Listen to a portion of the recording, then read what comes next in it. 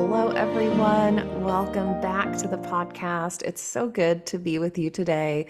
I'm Jenna, your host. I'm also the founder of Star Family Wisdom and a former global vice president for Whole Foods Market. And this is an episode that is being posted for both the Star Family Wisdom podcast and the Supernatural Souls podcast, depending on which one you listen to. This is an update on what's going on with me post October. The last you heard from me, I was about to go to India again for another journey, another period of seeking and transformation, and to celebrate Navaratri, which is a 9-night, almost 2-week celebration of the Divine Mother. And this was a culminating journey, it felt like. And I'm doing an audio only episode today because I'm still in this just incredible integration period. So I wanted to have no distraction with the camera, and you'll hear a little bit about my reflection on the material world as we continue this conversation. But this last month in October and this journey to India felt like this really big culmination point of all of the work I've done this year within the divine lineage. I started engaging the divine lineage in I think it was late February of 2023. And that was after a long period, a multi-year period of exploration and deep transformation work, not just exploration, but really engaging ancient spiritual systems for the purpose of transformation. So I had been on that journey for quite a while and doing the work to call back my power, doing the work to understand whatever karma I was carrying in this life, to understand my soul, who I am, what I've done in other lifetimes, and what that means for this lifetime. So after engaging the divine lineage this year for many months, and I'll circle back to a few experiences, which I'll probably talk about in a little more detail later in the coming months after I've integrated some more. But after this period of engaging the lineage and really in a lot of ways pausing everything else in my life and going into a period of deep silence, a period of isolation, a period of intense yogic practice, this journey to India in October felt like a really important moment this year because of some experiences that had already been happening and experiences I had already been integrating. And as I've been on this journey, I've also been aware of the fact that to reach the ultimate state of liberation, or to reach whatever our soul's highest cosmic destiny is, does require us to go all in. It requires us to have that faith and that trust and answer the call when we're called. And so I'd gotten called to this India trip, and there were a series of synchronicities that made that very clear. And I've been willing to do what it takes to at least see where my soul was supposed to go with this transformation journey, to see what sort of transformation my soul was capable of. And so I went all in again on this India trip and was excited about it. And this was going to be a trip to journey to various power spots. I was going with Laura Stone. If you haven't seen the episode I did with her recently on the Supernatural Souls podcast, check it out. She shares some really cool and beautiful experiences of her time with Swami Sri Kaleshwar in India and her years of becoming within the lineage. And so I was planning to go to India with her group, go to some power spots, go to the ashram for 10 days and be there doing intense, work. And a week before the trip, I had been working through some, various transformation things, karmic clearing, and continuing to rewire my mind for divine truth and dispel, negative and limiting beliefs and just all of that stuff that we do in the transformation process. I was moving through a phase of um, that felt really good, but was, also challenging me in some ways. And and I was continuing to talk to the Divine Mother. I had, started engaging in that relationship in a deeper way this year. And and I was in this place of seeking and thinking that, maybe on this India trip I would reach whatever state I had been seeking this year. And it was a week prior to the India trip that I remembered something that had happened when I first got to Sedona. When I first got to Sedona, I had felt called one day to this particular hiking spot, and I was just out exploring. And before I knew it, I stumbled upon this clearing that kind of overlooked this rock kind of ledge. And there was a beautiful tree. And I decided to go sit and meditate under that tree. And this, I think, would have been at like the end of 2021. And I was sitting under that tree and had been meditating for a little bit. And all of a sudden, this woman walked up and she said, "Oh, you found my spot." And I said, "Oh, goodness, I'm so sorry. I didn't realize I was in your spot." And she said, "No big deal, not at all, not, anything to worry about. I'll go meditate over here." But she explained that this spot was the place she had been coming to for like decades. And it was her meditation spot, and I had zoned in on the energy of that spot. And she also explained that she did teaching and transformation work with people within the context of Kuan Yin, the Divine Mother. So she worshiped the form of Divine Mother that's Kuan Yin. And she started explaining that she had a course coming up, and she was, explaining all about it. And I remember after that meeting, I went and looked that up and just kind of started taking in, what this woman was offering. I ended up not engaging in it, but when I went back to this spot a week before the India trip, I remembered this moment with this woman, and I remembered that this was one of the times Divine Mother started calling to me.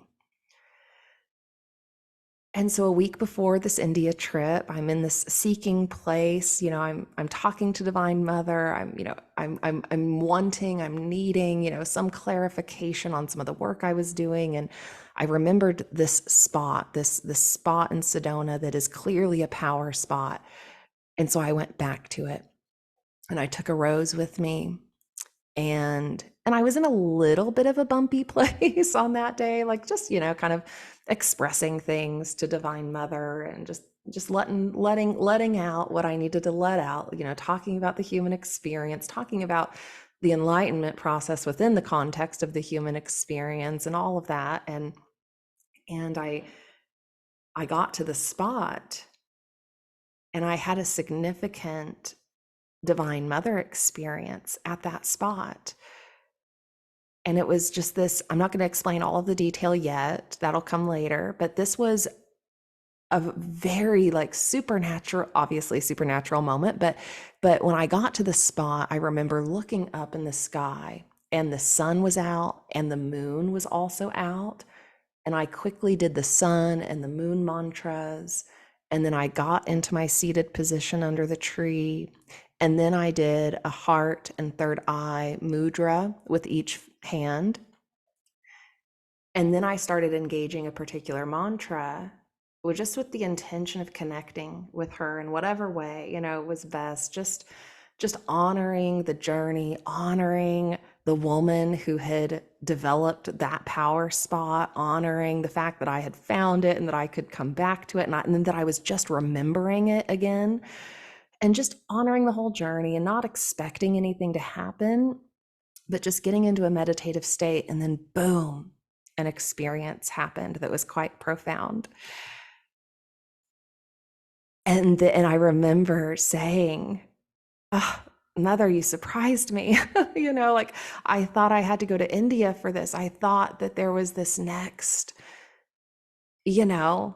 big set of, like, work that I needed to do to have that experience that I just had with you.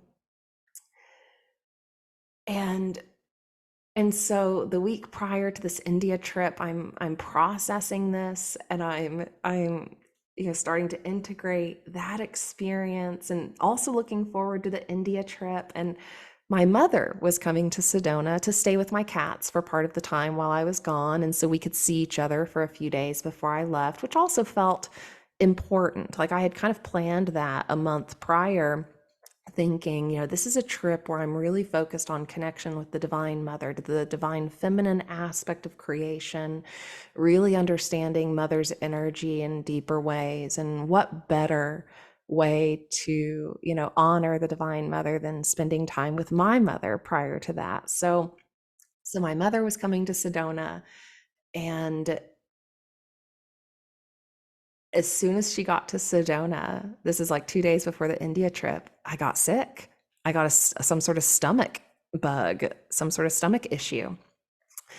And and this is like the day before the trip. I'm like, oh no, what do I do? I probably could make it work, but should I? Like, is that even the right thing to do? Maybe I should just not go. And so I'm like up in the middle of the night contemplating what to do while I'm kind of in some pain. And all of a sudden it hits me. Going to India a third time was a nice to have.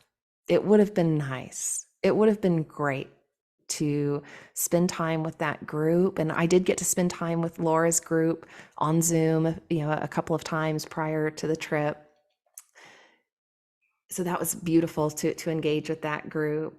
But the idea of needing to go to these power spots to acquire more power, to expand my consciousness in the ways that I was hoping it would shift, that was all an illusion. Like, that was not necessary ultimately. And so I made the last minute split decision to stay home and to just do Navaratri by myself. I'd had some really significant evolution and experiences this year, and maybe that sort of extensive travel actually wasn't conducive for the type of integration and work that I needed to do at this point. So I'm like having all of this understanding come to me the night before the India trip. And so I end up canceling and staying home, and then spending a few days with my mother, which felt good, again, prior to kicking off all of the Navaratri festivities, which, for those who aren't familiar, which includes fire ceremonies and just a lot of your own process work, engaging these yogic systems, yantras, mantras, getting into meditative states, potentially getting into supernatural states to have experiences that are divine in nature.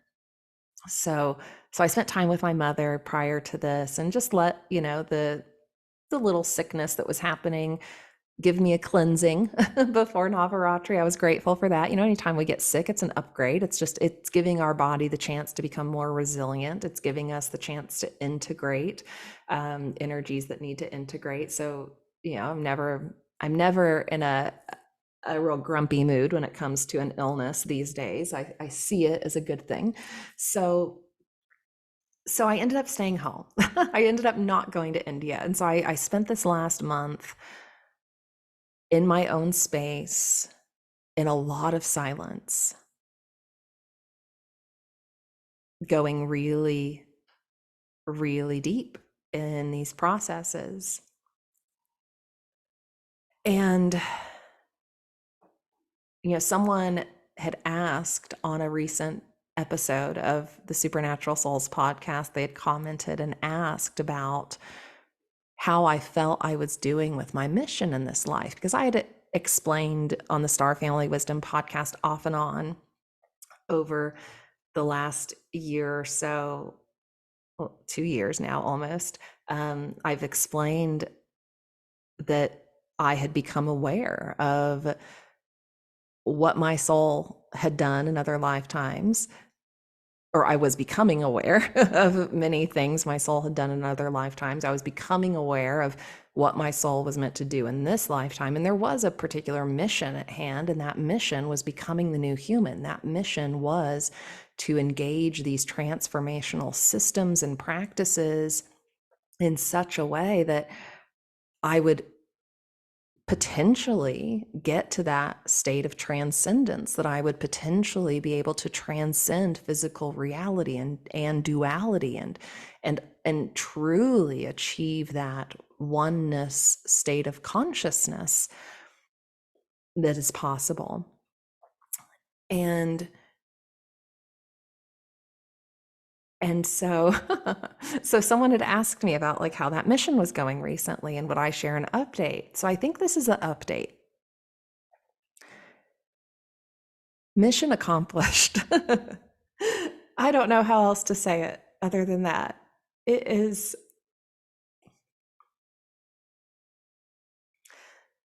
one of the most profound, extraordinary things to experience. And I'm so grateful for the journey. And it was hard in many ways, as it should be. As it should be. I now recognize the level of power that is possible. I'm still integrating. I'm still growing. I'm still transforming, but I have experienced what is possible in terms of reaching that unity state of consciousness, in terms of true God consciousness realization.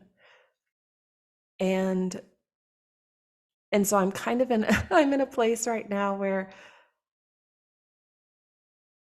I'm not exactly sure what comes next. The mission will continue. But that was the big part of it, was doing the transformational work to shed all of the old programming, all of the old paradigm ways of operating, and to embody true oneness. And so again, today is a video or an audio only episode, no video, because I'm currently fluctuating and I'm navigating this like fluctuation between states of bliss and unity and then kind of back into separation, and I'm working on holding that state of oneness continually. That's the goal now. and I've also recognized that the mission has also been accomplished because during the Navaratri event, some of you are following the Divine Mother Center. If you're not, go check them out. There will be links below in the show notes. The Divine Mother Center has carried on the teachings and sharing of the ancient practices that Saint Sri Kaleshwar brought to the world, revealed to the world in his lifetime.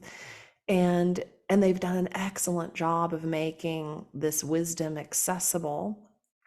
And there's a lot about supernatural experiences that people witnessed, embodied, participated in during Saint Sri Kaleshwar's life that had not been talked about up until now, that had been kind of kept under wraps, and for good reason. When the explanation there is, when we're engaging really high divine positive energies, and when we start to talk about them, and this is key to the manifestation process too, when we're engaging the divine and we're in a process, when we start to talk about it, it gives Maya, it gives negative illusions the opportunity to take hold and throw you off course.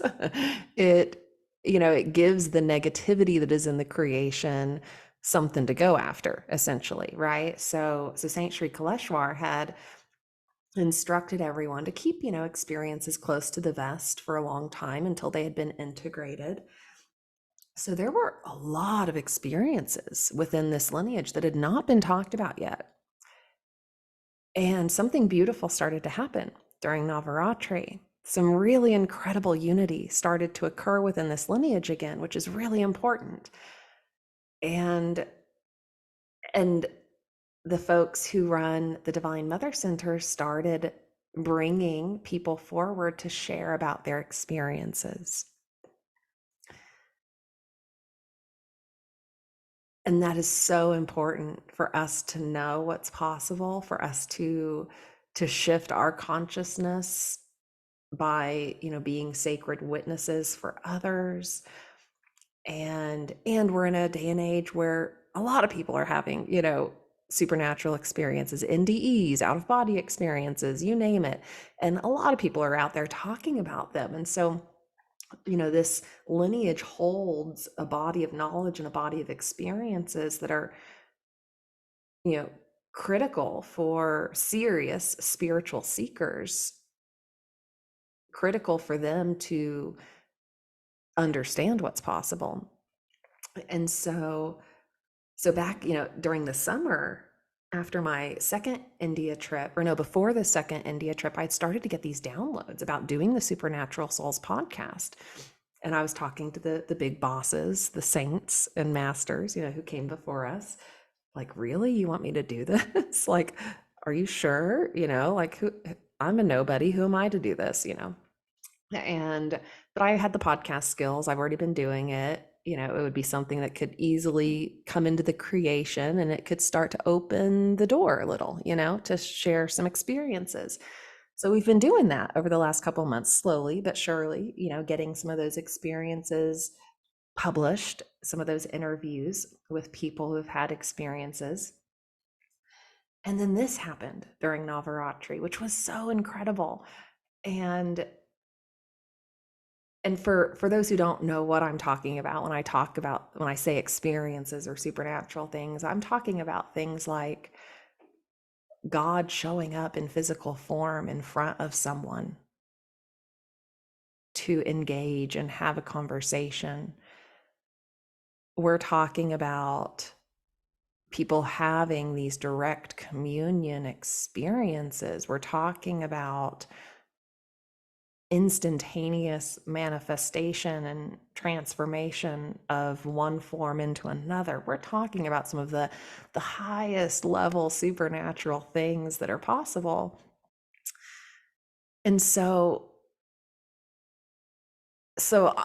this year, as I started to engage the divine lineage, it became clear that I had some sort of role to play in kind of pushing folks out of their comfort zones, or at least opening the door to talk about experiences.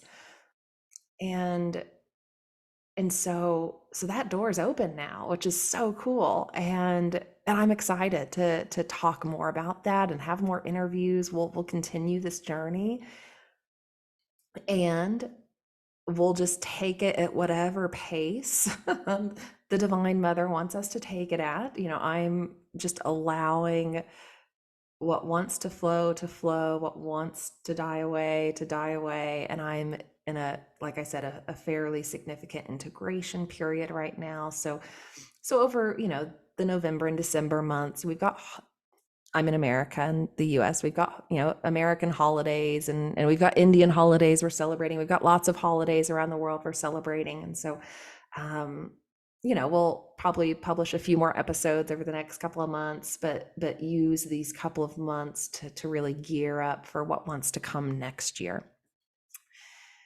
And I'll share one experience that happened during Navaratri just to give you an example. So I'm not being like totally mysterious about, the things that have happened that I'm integrating. But when I talk about reaching that, oneness state of consciousness, that true unity state of consciousness where you are one with everything, it's like we hear people talk about that all the time. Like there's a lot of teachers out there talking about a lot of stuff that I now recognize they have not embodied. And that's okay. Like we've got to start somewhere. And I think a lot of times I did this, like we start teaching because we're seeking and we're learning and we're sharing what we're learning. And that's beautiful. That's important. But to truly do the work, to come into these states of consciousness, you kind of got to stop doing some of that stuff. So I've kind of stopped doing that for at least this last month, and I've been a little inconsistent this year with my teaching and podcast work for that reason. But during Navaratri, we were doing so many fire ceremonies, and people were posting about these beautiful, experiences, synchronicities, things happening in nature that were being witnessed, that were, signs of energy moving and signs of the divine, being present and all of that. And we're getting close to the end of Navaratri. And I've started to break through that barrier. I've started to break through that place of division, that place, where we go from separation into oneness consciousness. And I'm aware of this because I'm feeling it. I'm very clearly, in that state, and it's blissful, it's beautiful. And I start listening to a talk by Ramakrishna of the Paramashiva Yoga Center in Blanco, Texas. And he's talking about the lineage and Sri Kaleshwar and Sri Kaleshwar's master, Shirdi Sai Baba, and some of the, supernatural abilities that they had. And he starts talking about how like they would just reach their hand right into the fire, no big deal, like wouldn't get burned. And I'm just in this like altered state of consciousness at this point. I'm just kind of fading in and out, listening to him. And all of a sudden, as he's talking about this fire connection that Sri Kaleshwar and Shirdi Sai Baba have or had, I'm sure they still have it.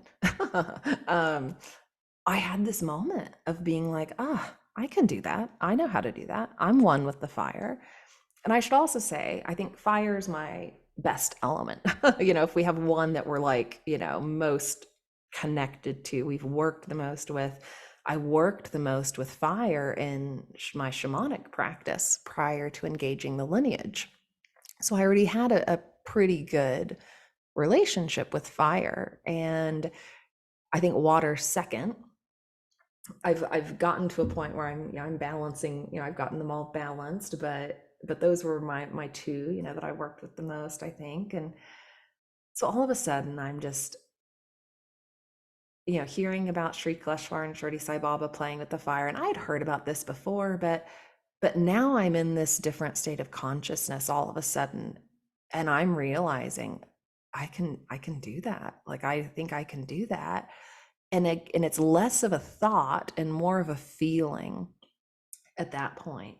And I had a candle on the table with me as I'm watching this talk, and I'm clearly in this just kind of floating, supernatural, altered state of consciousness. I just start putting my fingers in the flame, and I could start playing with fire. Now, this was, we're talking baby steps here. I'm not putting my whole hand into a fire pit, but I was able to just start playing with the fire and like letting it linger a little bit. And I noticed because I've been in this place of straddling, that state of consciousness between, going kind of back and forth between separation and unity. So if I was in that right unity state of consciousness, no big deal. I could just put my fingers in the flame, didn't hurt. But if I started to think about it, if I started to get my mind out of that unity state of consciousness all of a sudden, and really all it took was thinking about it, then boom, I would start to feel the heat. I'd start to feel a twinge of pain.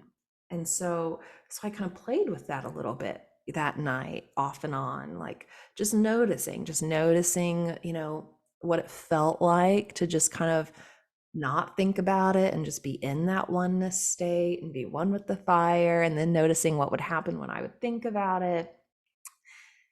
And I have photos of my fingers just like covered in soot from like being in the flame, but they're not burned. And and I've had repeatable results with this, because then post Navaratri I had some energy shifting and some stuff getting, cleared and cleansed, some negative stuff coming up. And I fell back into that separation state of consciousness, and could, very instantly, realize it did not take much, to get close to the flame and start feeling the heat and start feeling the burn. But then once I'm back in the unity state of consciousness, no big deal. I don't feel heat. So that's an example of what we're talking about here, of what's possible. And that's like, I guess, just a fun little example of kind of testing, these states of consciousness. And ultimately, that's not what it's all about, right? Like that's just a city, that's a fun outcome of, being in a oneness state of consciousness. But as I've reflected on this journey, and as I was kind of coming out of the Navaratri energies, or integrating them over this last week, all I could think about was just love, like, because that is ultimately all there is beyond this illusion, right? We know that. Like, we can intellectualize so much without truly embodying it. And I just kept thinking, about how much goes on in this world. Like, even our engagement on social media, even the amount of YouTube content, the amount of posts, the amount of words people, share. I'm like sitting back in observation of it all. And I'm just astounded by the illusion. It's incredible. And I just keep thinking about how often our actions and our engagement with the world around us is not coming from a place of true unconditional love. So that's what I've been reflecting on, and I've been reflecting on that within the context of how I want to continue showing up, because I recognize that, a lot of the content I posted and have shared and created through Star Family Wisdom, it was kind of threefold. Partially it was my integration process of integrating memories, wisdom, learnings, transformation processes, and then sharing that with others. It was partially seeking, it was uh, part of my practice, over the last couple of years, as I've been on this journey of seeking. It's helped me move forward in that process. And then there's also been a mission at hand. I was meant to share this with others, and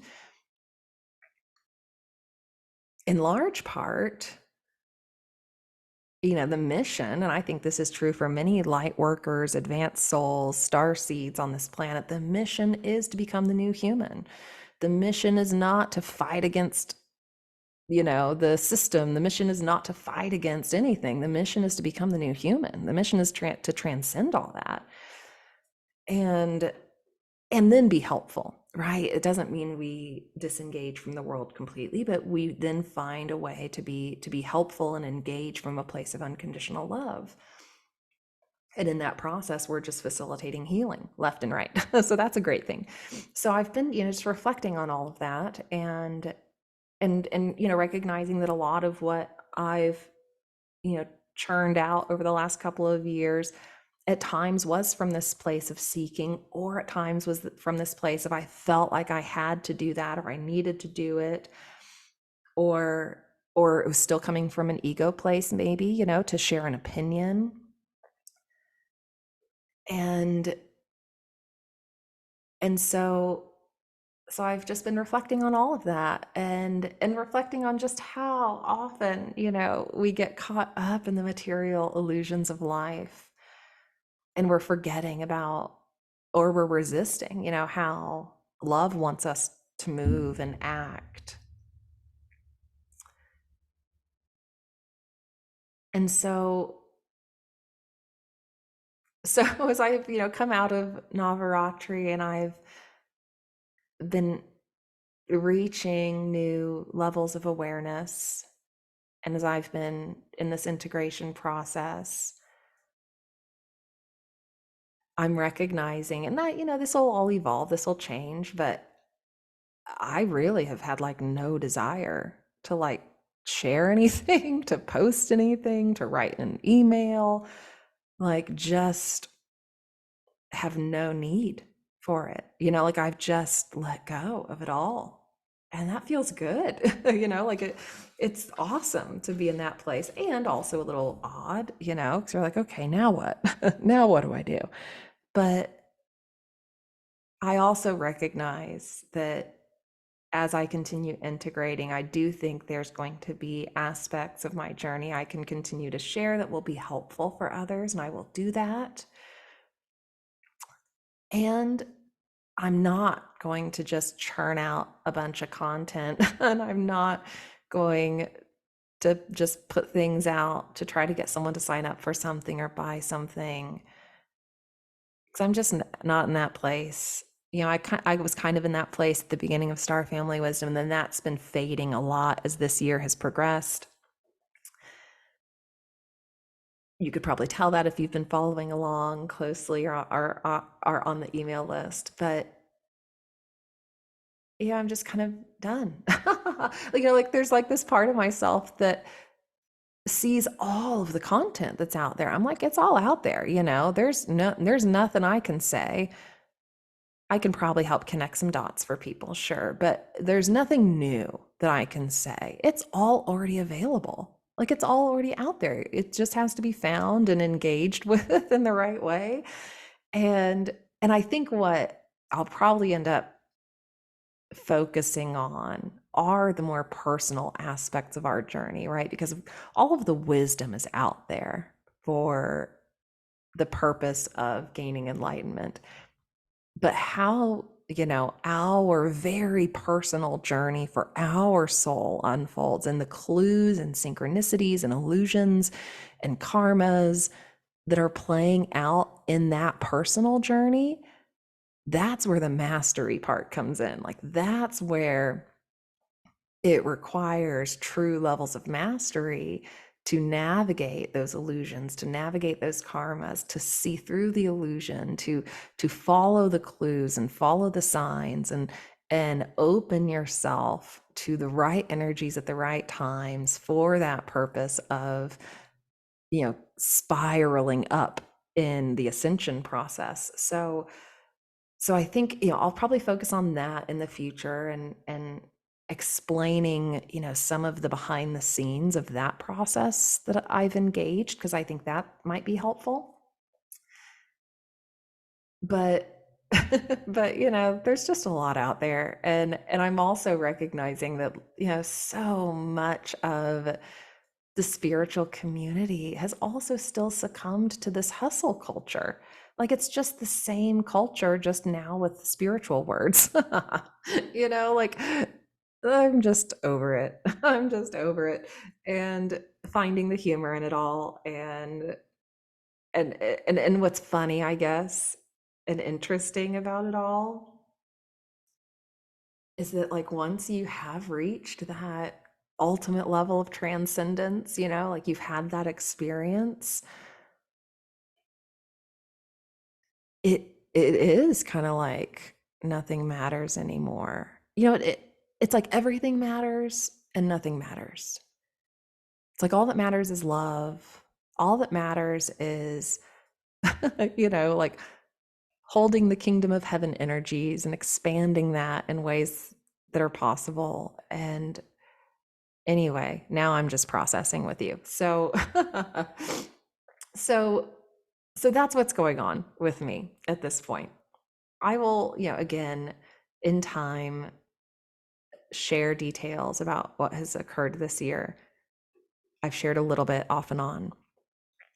So you have a sense, of some of the supernatural possibilities that come with this work.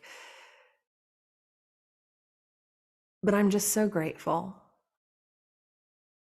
I'm just so grateful for the journey. And for those who are serious about this journey, reaching that ultimate level of transcendence, like it's a hard journey. It's not meant to be easy. So, no matter where you're at in that process, if you're going through hard stuff, I see you. I know what that's like. And it's all ultimately worth it.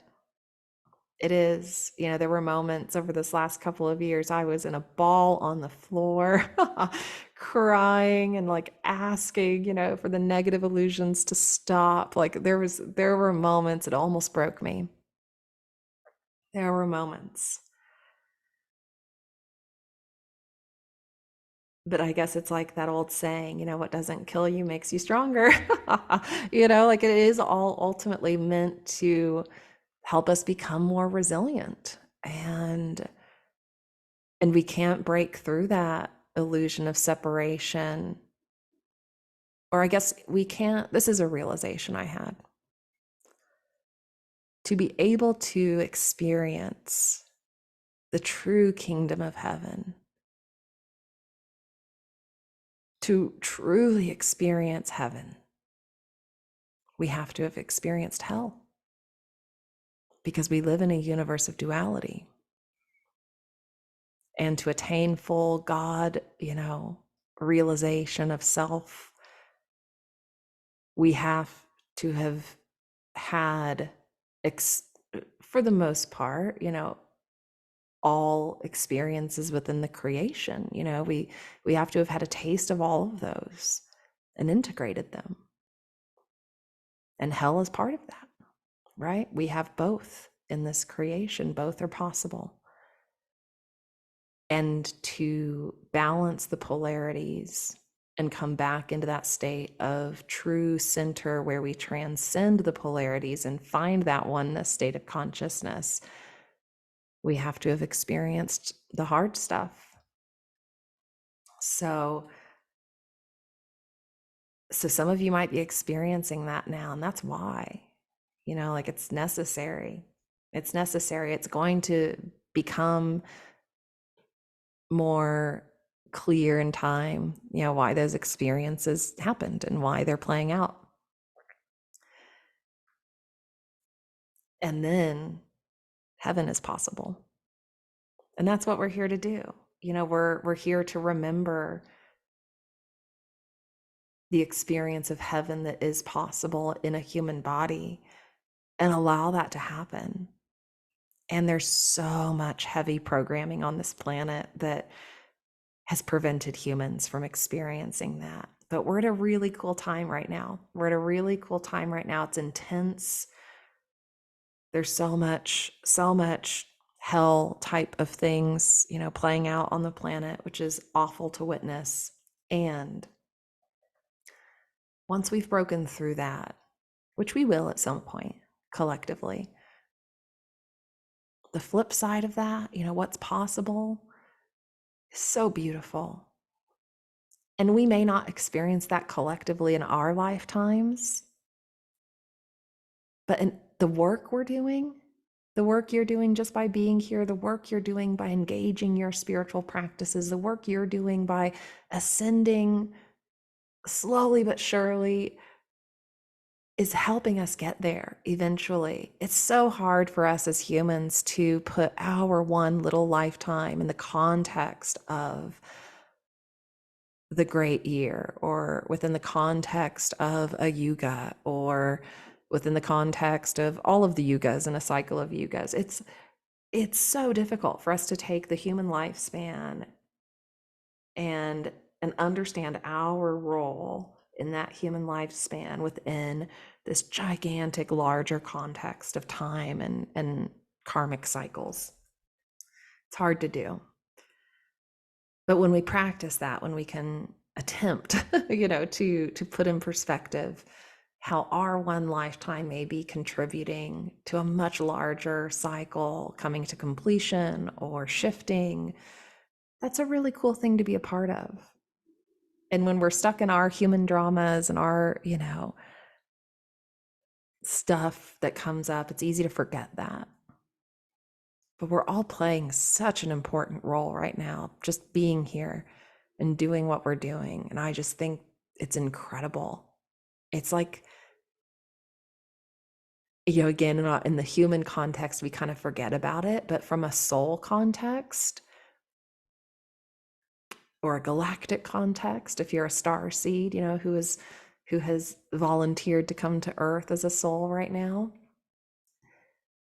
that is one of the most loving acts of kindness that you as a soul are doing for this creation. It's just being here and being on the spiritual path on this planet, on a planet where, everything's kind of working against that right now. Like, that is the biggest act of service and love. So I come back to that reflection on love to wrap up. It's something I've been thinking a lot about, like, what are we doing if we're not allowing our actions to be driven from love? Like, what's the point? Then we're only contributing to destruction. So while we're here to engage in the material and play in the material world, like, that's part of this experience, it has to be from a place of love. It just all has to be from a place of love. And that may seem obvious. But like, isn't that funny? Like, that's like the irony and the funny part of this whole like transcendence and enlightenment process. Once you're kind of starting to reach that place, then it just comes back to love. It's that simple. It's like the creation is so complex and also so simple. It's so interesting. So with that, I will stop my rambling for today and leave you with that update. I love you. I'm so grateful we've done this together. I'm so grateful you've been with me on this journey. Thank you for following along. Thank you for sharing about your experiences, and we'll see where we go from here. We will let love move us in the direction it wants to move us. Bye for now.